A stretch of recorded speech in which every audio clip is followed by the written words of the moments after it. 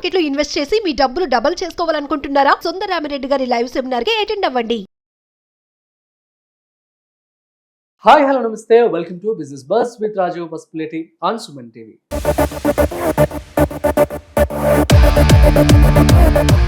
So ఇవాల్టి మన special topic ఏంటి అంటే డిసిప్లిన్, అదేవిధంగా సెల్ఫ్ డిసిప్లిన్. సో ఈ రెండు కూడా చాలా చాలా ఇంపార్టెంట్ ఒక లైఫ్లో మనం మంచిగా ఎదగాలి అంటే. సో వీటి గురించి మనం పూర్తిగా తెలుసుకోబోతున్నాం. సో వీడియోని మిస్ అవ్వకుండా ఇన్ని వరకు చూసేయండి.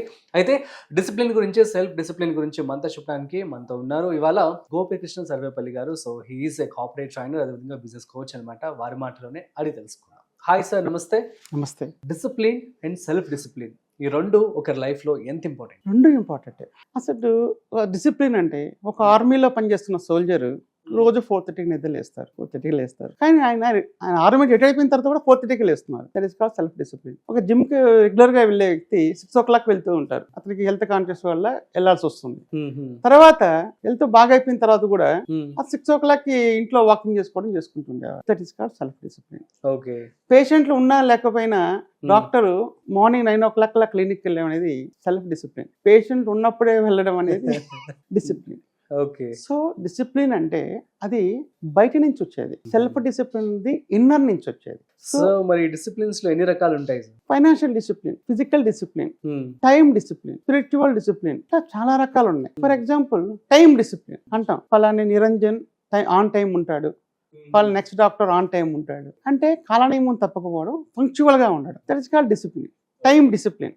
ఆ టైం డిసిప్లిన్ వల్ల ఏమవుతుందంటే మనిషి ఒక సెల్ఫ్ మేనేజ్మెంట్ వస్తుంది, టైంని మేనేజ్ చేయడం వస్తుంది, తన ఒక ఆర్డర్లీనెస్ వస్తుంది, ఆర్గనైజింగ్ గా థింగ్స్ ఉంటాయి వాళ్ళవి టైం వల్ల. ఇంకా ఫైనాన్షియల్ డిసిప్లిన్ అంటే ఒక మనిషిని సక్సెస్ఫుల్ అయ్యాడా లేదా అని చూసేది ఫైనాన్షియల్ డిసిప్లిన్ తోనే చూస్తారు. చాలా మంది ఫైనాన్షియల్ డిసిప్లిన్ లేక చాలా మంది లైఫ్ లో దెబ్బతిన్నారు. మనం ఎంత సంపాదించామన్నది కాదు, ఎంత సేవ్ చేసామన్నది ముఖ్యం. కానీ మెజారిటీ ఆఫ్ ద పీపుల్ ఏంటంటే ఈ రోజు నేను ₹1,00,000 సంపాదిస్తున్నాను అనుకోండి, ఫర్ ఎగ్జాంపుల్. లగ్జరీగా బ్రతుకుతున్నాము, జీవితాంతం ₹1,00,000 సంపాదిస్తాన భ్రమలో నేను ఉంటాను. రేపు మళ్ళీ యాక్సిడెంట్ అవ్వచ్చు, లేదా జాబ్ పోవచ్చు, మళ్ళీ ఖాళీగా ఉండొచ్చు అనేది ఉండదు. ఆ మైండ్ సెట్ అలాగే ఉంటుంది. ఎప్పుడు కూడాను మన ఇన్కమ్ అనేది మన ఎక్స్పెన్సెస్ అనేవి ఇన్కమ్ దాటిపోకూడదు. ఇప్పుడు నేను ₹1,00,000 సంపాదిస్తాను, నా ఎక్స్పెన్సెస్ ఓన్లీ 60,000 70,000 ఉండాలి. కానీ అది 1,20,000 దాటిపోయింది అనుకోండి, నా ఇన్కమ్ దాటిపోయింది కదా నా ఎక్స్పెండిచర్. సో ఫైనాన్షియల్ డిసిప్లిన్ ఏంటంటే సేవింగ్ అనేది చాలా ఇంపార్టెంట్.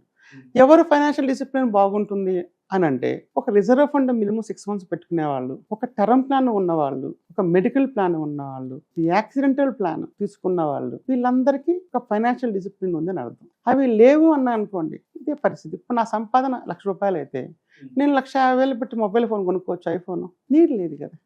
సో నీడ్ అనేది నీడ్కి వాంట్కి మనకు తేడా తెలియాలి.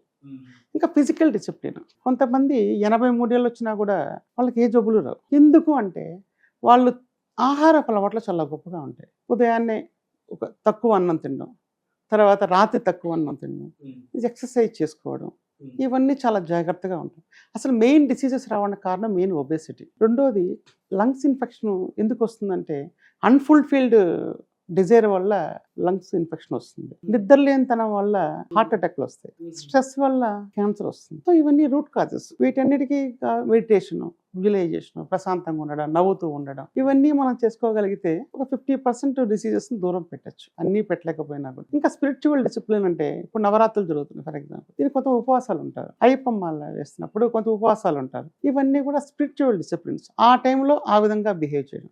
ఫర్ ఎగ్జాంపుల్ సుమన్ గారు ఉన్నారు, సినిమా యాక్టర్. ఆయన అన్నమయ్య షూటింగ్ టైంలో అసలు నేల మీద పడుకునేవాళ్ళట, నాన్ వెజ్కు దూరంగా ఉండేవారట. నాట్ ఓన్లీ సుమన్ గారు, స్వర్గీయ ఎన్టీ రామారావు కూడా అలాగే ఉండేవారట.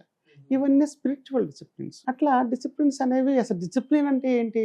ఒక ఆనకట్ల అంటే నదుల మీద ఎందుకు బ్రిడ్జి కడతారు? నీళ్లు వృధా కాకూడదు అని, నీళ్ళని క్రమబద్ధీకరణ చేయడం కదా. ఆ నీళ్లు ఇప్పుడు నాగార్జున సాగర్ శ్రీశైలం ఎందుకు కట్టారు? కృష్ణానది నీళ్లు వృధా కాకూడదు, పంట పొలకు ఉపయోగపడాలని డ్యామ్స్ కట్టారు కదా, ఆనకట్లు అంటారు డ్యామ్స్ అంటే. అట్లాగే మన జీవితానికి ఆనకట్ట ఏంటి? క్రమశిక్షణ. ఎంత క్రమశిక్షణగా ఉంటే అంత బాగుంటాం మనం. కొంతమంది హీరోలు వస్తారు, వెళ్ళిపోతారు కూడా ఇండస్ట్రీ వదిలేసి. కొంతమంది హీరోలు అలాగే ఉండిపోతారు. ఎందుకని? వాళ్ళ డిసిప్లిన్స్. టెండూల్కర్ ఎందుకు అంత గొప్ప క్రికెటర్ కాగలిగారు? టెండూల్కర్ గారు is having lot of discipline. అతను తన ఏ రోజు స్కిప్ చేయడు తన ప్రాక్టీస్ని. డిసిప్లిన్ అనేది అత్యున్నతమైన గుణం, వర్చు. దాన్ని మనం ఆచరించుకోగలిగితే బాగా సక్సెస్ అవుతాం.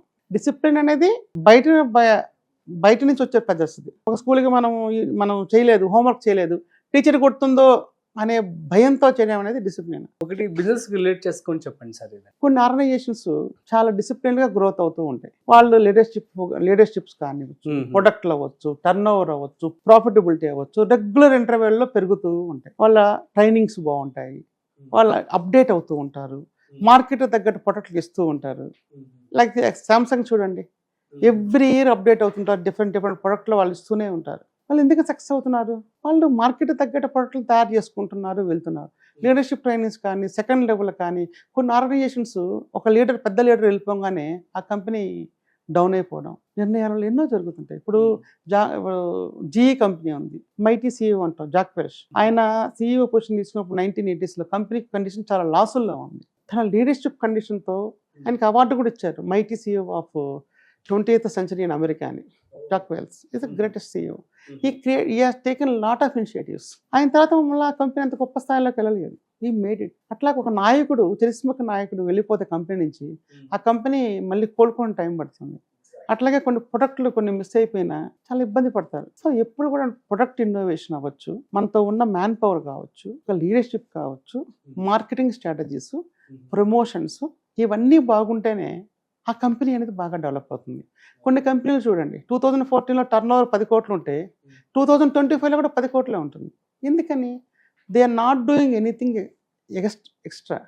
అవే పద్ధతులు, అదే సిస్టమ్, ఆటోమేటిక్గా సెట్టింగ్ మార్కెట్ ఉంటుంది వాళ్ళకి. ఆ సెట్టింగ్ మార్కెట్లో కంటిన్యూ అవుతారే తప్ప అరే కొత్త మార్కెట్కి వెళ్ళాలనే ఆలోచన వాళ్ళకి ఇవాల్వ్ అవ్వాలి అంటారు కాదు. ఇవాల్వ్ అవ్వాలి, బిజినెస్లో మనం సక్సెస్ అవ్వాలి అంటే ఇవాళ వాళ్ళు ముందుకెళ్ళాలి. అలాగే ఉంటాను అంటే దెర్ ఇస్ నో పాయింట్ కదా. 2014లో మన టర్న్ ఓవర్ 10 కోట్లు ఉంటే అట్లీస్ట్ ఇప్పుడు కనీసం డబుల్ అన్న అవ్వాలి కదా. పోనీ ఒక 100 కనీసం 15 crores అన్న అవ్వాలి కదా. ఉండదు. కొన్ని కంపెనీలు అయితే క్లోజ్ అయ్యి వెళ్ళిపోతుంటాయి, ఎందుకంటే వాళ్ళు అప్డేట్ అవ్వరు. ఒక నాకు తెలిసిన ఒక ఫార్మా కంపెనీ ఉంది, ఫార్మా కంపెనీ. అతనికి ఓనర్కి 2 కూతుళ్ళు, they both are settled in USA. ఆ కంపెనీ ఆయన ఉన్నప్పుడు బ్రహ్మాండం జరిగేది. ఆయన లెఫ్ట్, ఆయన కూడా యూఎస్ వెళ్ళిపోయారు, వేరే వాళ్ళకి అప్పు చెప్పారు. It is now almost closing stage. ఇది ఏమవుతుంది? ఒక లీడర్షిప్ ఫెయిల్యూర్.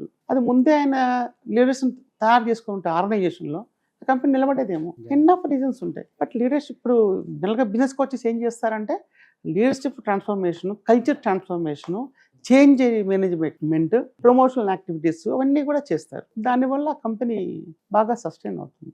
యాపిల్ కూడా బిజినెస్కి వచ్చున్నారు. Super sir, thank you so much. So guys, మీ అందరికీ డిసిప్లిన్, అదేవిధంగా సెల్ఫ్ డిసిప్లిన్ గురించి చాలా చక్కగా అర్థమని చెప్పి అనుకుంటున్నాను. సో గోపికృష్ణ గారు చాలా చక్కగా వివరించారు కూడాను. సో మీకు కనుక ఏమైనా డౌట్స్ కనుక్కున్నట్లయితే ప్లీజ్ కామెంట్ చేయండి, మేము రిప్లై ఇస్తాము. లేదు మీరు కనుక గోపికృష్ణ గారితో మాట్లాడాలి అనుకుంటున్నట్లయితే కింద డిస్ప్లే అవుతున్న నెంబర్కి కాల్ చేయండి, మీరు డైరెక్ట్గా సార్తో మాట్లాడొచ్చు. That's it. సో మరొక ఇంట్రెస్టింగ్ కాంటెంట్తో మళ్ళీ కలుద్దాం. అంతవరకు చూస్తూనే ఉండండి Suman TV. This is Rajeev signing off. Video నచ్చినట్లయితే like, share and subscribe. Thanks for watching.